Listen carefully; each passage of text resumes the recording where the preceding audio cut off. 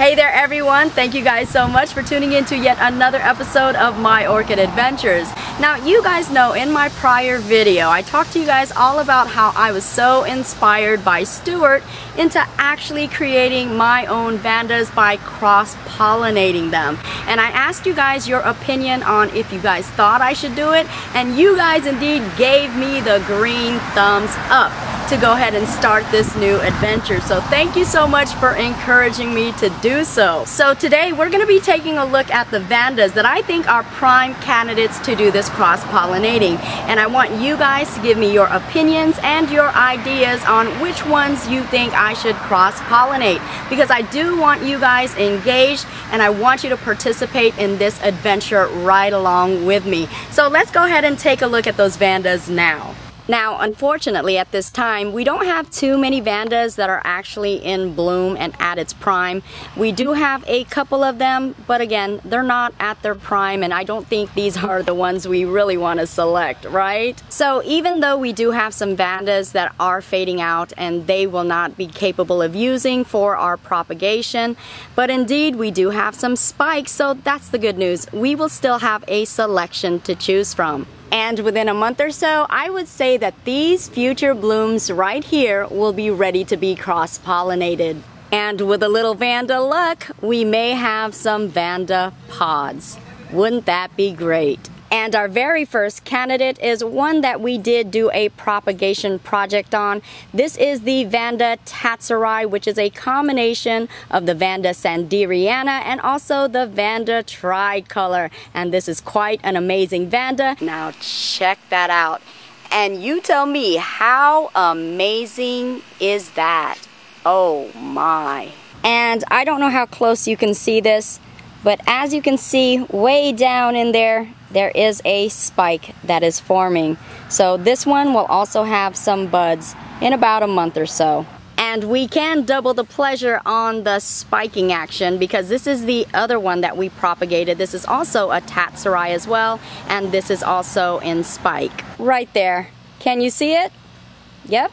It's coming right along. And this one right here is our very next candidate for cross-pollination. This is the Cindy Banks Bill's Choice. And if we take a look, there she goes. That's her spike, and soon will be the future blooms of possible cross-pollination. This has got to be the one. I know it is, folks. You see how spectacular and bold this vanda is right here. I don't think it gets any bolder than this, does it? With the famous and very gorgeous colors and spottings in the blooms, just wildly patterned, and indeed catches your attention within an instant. So this has got to be the one. This is the Cindy Banks Bill Choice, and again, there is no vanda in this entire galaxy that can compare to this. What do you think, guys? And do you guys remember this big uns right here?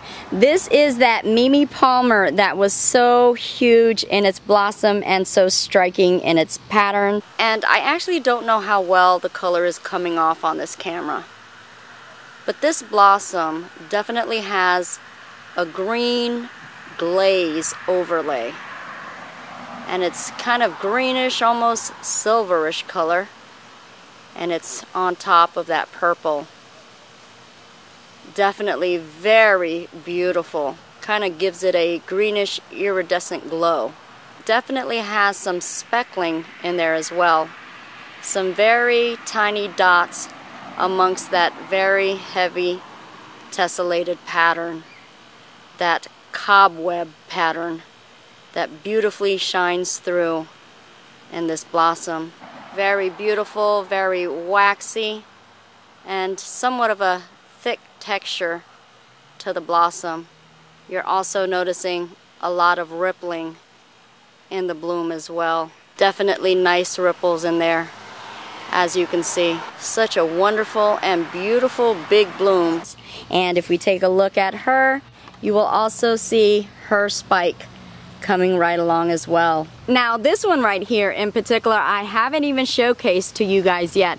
This is a newbie right here, and it's a tessellata cross, but the blooms are more of a peachy, magenta, and even intermingled with some green with that awesome tessellated pattern. So she is quite a beauty. And if we take a closer look, you will see that beautiful spike right there producing some buds. And if we take another look on the other side, you'll see another spike. Indeed, she is double spiking, and she will be more than ready to cross-pollinate if we choose. And this wonderful little lad right here, this is a cross of a falcata and also a tessellata. And if we take a close look, you will see that it is in spike as well.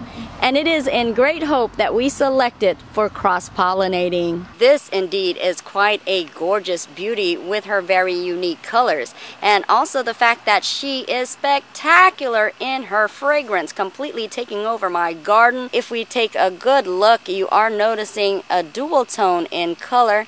You're seeing somewhat of a grayish, almost purple-like color, and then you're seeing that nice lavender purple on her tongue area as well.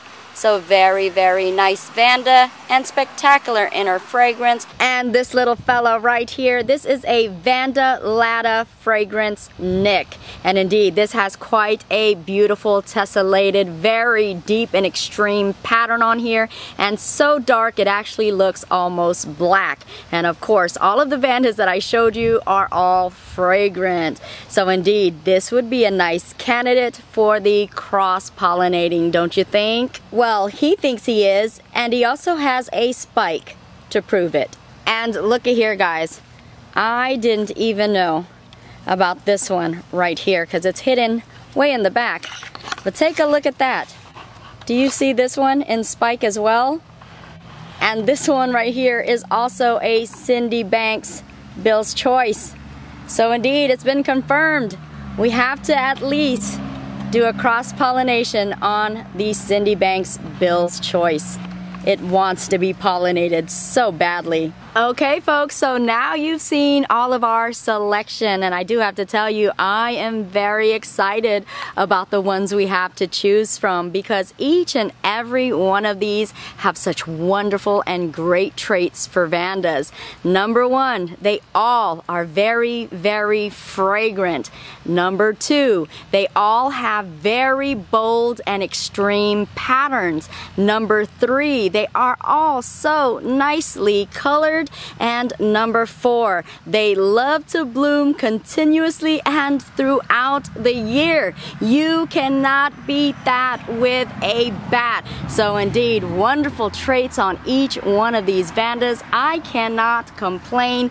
Again, I'm so very excited. I hope you guys are just as excited about this as I am.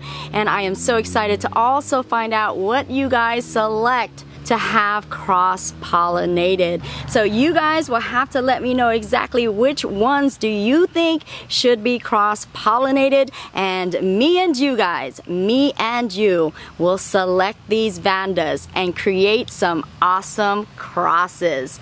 And there you have it, folks. That is a complete selecting our Vandas for our cross-pollinating adventure. And I thank you guys so much for participating in this new adventure of mine, and definitely give me your feedback on which ones you think would make great crosses and post those comments below. Oh boy, this is very exciting for me, and I hope we do come up with some awesome crosses, and I hope you guys follow me on this adventure as we go through the entire process of actually having some seedling Vandas. How exciting. And I do have to give a special thank you to Mr. Stewart of Mainly Vandas, who did inspire me on this new cross-pollinating adventure. It was because of you and your cross-pollinating and creating some new and wonderful Vandas that I too was inspired to do so. And if you want to learn more about Stewart and Mainly Vandas, please be sure to go ahead and click on this link right here, and it'll take you right to his channel. I do hope you guys learned something from this video, and I hope you liked it. And of course, if you did, please be sure to like, share, and also subscribe. Also join me on Facebook at My Orchid Adventures, and as you guys already know, I truly do love and appreciate you guys all. I'll see you guys later, and I'll also grow with you guys later as well. Bye-bye for now. Mwah.